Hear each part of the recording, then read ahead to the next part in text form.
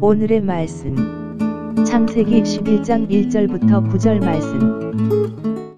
하나님 아버지, 토요일 주말 아침 시간에도 주의 은혜를 함함으로 주 앞에 나오게 하시니 감사합니다. 이 시간에도 우리 모두에게 말씀을 통해 하나님의 음성을 들려주옵소서. 예수님의 거룩하신 이름으로 기도합니다. 아멘. 할렐루야. 성교 성도 여러분, 오늘 하루도 하나님의 은혜와 평강이 여러분 삶 가운데 넘쳐나게 축복합니다. 오늘 우리에게 주시는 하나님의 말씀은 창세기 11장 1절에서 9절까지의 말씀입니다. 홍수의 심판이 끝난 다음 노아의 후손들은 아라산 부근에서 살다가 점점 동방으로 옮겨가게 되었습니다. 그들이 산에서 내려와 터를 닦고 산 곳이 시나이 평지였습니다. 역사적으로 보면 아라산 동방에 있는 시나이 평지는 바벨론이 세워진 장소이기도 합니다. 창세기 10장 10절 말씀에 보면 이 바벨론은 용감한 사냥꾼이었던 니므롯에 의해서 세워진 도시였습니다. 2절과 3절, 이에 그들이 동방으로 옮기다가 시나이 평지를 만나 거기 거류하며 서로 말하되, 자, 벽돌을 만들어 견고히 굽자 하고, 이에 벽돌로 돌을 대신하며 역청으로 진흙을 대신하고, 시나이 평지에서 도시 문화를 형성한 그들은 견고한 성읍과 높은 탑을 건설했습니다. 이때 이들은 돌 대신에 벽돌을 사용하고 진흙 대신 역청을 사용했다고 성경은 말하고 있습니다. 이것은 당시 문명이 상당히 발달한 것임을 암시하는 것이죠. 물론 사람들이 도시 문명을 형성하고 성읍과 탑을 쌓았다는 것 자체가 문제가 되는 건 아닙니다. 그런데 본문에 보면 하나님께서는 성과 탑을 높게 쌓는 인간의 그 의도를 정확하게 꿰뚫어 보셨습니다. 4절 또 말하되, 자, 성읍과 탑을 건설하여 그 탑 꼭대기를 하늘에 닿게 하여 우리 이름을 내고 온 지면에 흩어짐을 면하자 하였더니, 결국 인간의 연합을 통해 탑을 쌓고 올리면서 하나님에게 저항하는 문화를 만들어낸 것입니다. 3절과 4절에 서로 말하되 자 라고 하는 것은 하나님께 대한 반역을 공모하고 있는 것입니다. 사실 이것은 에덴에서부터 이미 시작된 인간의 교만한 죄성인 것입니다. 그렇다면 건설한 목적이 무엇입니까? 4절 다시 한번 보십시오. 4절 또 말하되, 자, 성읍과 탑을 건설하여 그 탑 꼭대기를 하늘에 닿게 하여 우리 이름을 내고 온 지면에 흩어짐을 면하자 하였더니, 첫 번째로 봐야 하는 것은 탑 꼭대기를 어디에 닿게 합니까? 하늘에 닿게 한다는 것입니다. 높은 곳을 지향하는 모습은 인간의 욕망을 잘 드러내고 있습니다. 하늘이 어떤 곳입니까? 하나님이 계신 곳을 상징합니다. 하늘은 하나님께서 거하신 곳이기에 하늘에 닿게 탑을 쌓으려는 것은 하나님과 같이 되려는 인간의 오만을 나타내는 것입니다. 인류 최초의 범죄는 하나님처럼 되고자 하는 욕심에서 시작되었습니다. 이런 생각은 망상이며 그 끝은 허무함과 비참함 뿐입니다. 4절을 다시 보면 사람들은 바벨탑을 쌓으면서 우리 이름을 내고 라고 말하고 있습니다. 이것은 인생의 목적과 방향이 비뚤어진 것을 말하는 것이죠. 여러분, 목적이 잘못되면 모든 것이 잘못될 수 있어요. 원래 사람들은 하나님께 영광을 돌리는 존재로 창조되었습니다. 그런데 사람들은 하나님의 영광을 위해서가 아니라 우리 이름을 내자라고 말하기 시작했다는 것입니다. 하나님 앞에 자기 이름을 낸다는 것은 하나님을 반역한 사탄과 같은 짓입니다. 무엇보다 우리 이름을 내자라고 하는 말 속에는 인간의 이기심과 허영이 숨어 있습니다. 인간들이 자기 이름을 내자고 하는 것은 불행을 자초하는 것에 불과합니다. 사실 우리 이름은 아무 힘이 없습니다.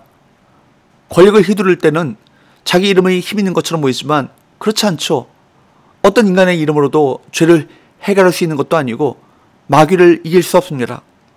인간의 죄를 해결할 수 있는 이름은 오직 예수 그리스도의 존귀하신 이름밖에 없습니다. 또 본문 4절 말씀에 계속 보면 당시 사람들은 온 지면에 흩어짐을 면하자라고 말했습니다. 이것은 인간의 힘을 하나님 앞에서 한번 과시해보자, 그런 얘기입니다. 특별히 성경에 보면 땅에 충만하라 라는 것은 하나님께서 우리에게 주신 명령입니다. 그렇기 때문에 당시 사람들이 흩어짐을 면하자고 한 것은 하나님의 명령에 정면으로 도전하겠다는 굉장히 오만한, 교만한 그 말인 것입니다. 성경은 하나님의 명령을 거역하는 것이 바로 죄라고 말합니다.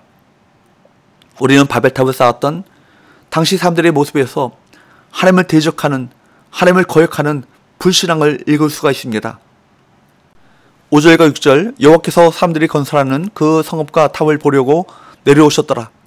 여호와께서 이르시되 이 무리가 한 족속이요 언어도 하나이므로 이같이 시작하였으니 이후로는 그 하고자 하는 일을 막을 수 없으리로다. 사람들에게는 어마어마한 규모의 공사였겠지만 천지창조하신 하나님께는 그 탑이 보이지도 않을 정도로 작은 것에 불과했습니다. 하나님은 이들이 한 족속에 속해 같은 언어를 사용하기 때문에 이런 어리석은 일을 시작했다고 말씀하시면서 이대로 두면 이를 그만두게 할 수 없다고 판단하셨습니다. 7절, 자 우리가 내려가서 거기서 그들의 언어를 혼잡하게 하여 그들이 서로 알아듣지 못하게 하자 하시고, 인간의 행위에 대한 하나님의 행동이 대조를 이루고 있습니다. 흩어짐을 면하고자 하는 인간의 시도에 하나님이 내려가시는 목적은 하나였던 언어를 혼잡하게 하기 위함인 것입니다. 8절, 여호와께서 거기서 그들을 온 지면에 흩으셨으므로 그들이 그 도시를 건설하기를 그쳤더라. 언어가 혼잡되자 탑을 세우는 일은 계속될 수 없었습니다. 결국 그 탑 쌓는 일은 그치게 되었고 그들은 온 땅으로 흩어져 버렸습니다. 9절, 그러므로 그 이름을 바벨이라 하니 이는 여호와께서 거기서 온 땅의 언어를 혼잡하게 하셨음이니라. 여호와께서 거기서 그들을 온 지면에 흩으셨더라. 창세기 저자는 이 이야기를 마무리하면서 바벨이라고 하는 이 지명의 유래가 혼잡에서 나왔음을 밝히고 있습니다. 성경에서 흩어짐이란 곧 멸망을 의미합니다. 하나님을 의지하지 않는 자들의 권력은 결국 망할 수밖에 없습니다. 어리석은 인간들은 자신의 작고 연약함을 극복하기 위해 흩어짐을 면하여 권력을 계속 키우려고 하지만 하나님은 그 권세를 망하게 하시고 온 땅이 흩으셔서 인간의 한계를 보여주십니다. 우리는 역사 가운데 나타난 하나님의 섭리를 바라보아야 할 것입니다. 참된 지혜는 온 땅의 권세가 하나님께 있으며 또한 인간의 권세는 사람에게서 나오지 않고 하나님께로부터 나온다는 사실을 깨닫는 것입니다. 또한 우리가 쌓아 올린 성이 우리를 지켜주는 것이 아니라 우리의 강한 산성 되시는 하나님 안에 참된 안전이 있음을 믿고 하나님을 의지하는 것, 그것이 참된 지혜인 것입니다. 다시 한번 우리의 정체성을 확인해 보아야 합니다.